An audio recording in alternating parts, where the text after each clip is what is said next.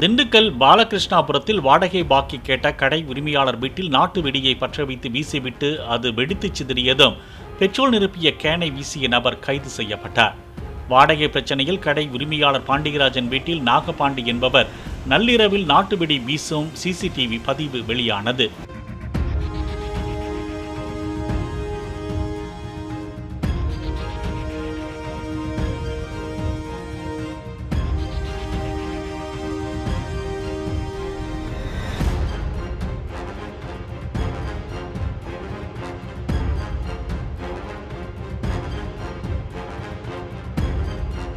Play store மற்றும் app ஸ்டோரில் இருந்து பாலிமர் செயலியை QR கோடு மூலம் பதிவிறக்கம் செய்யுங்கள்.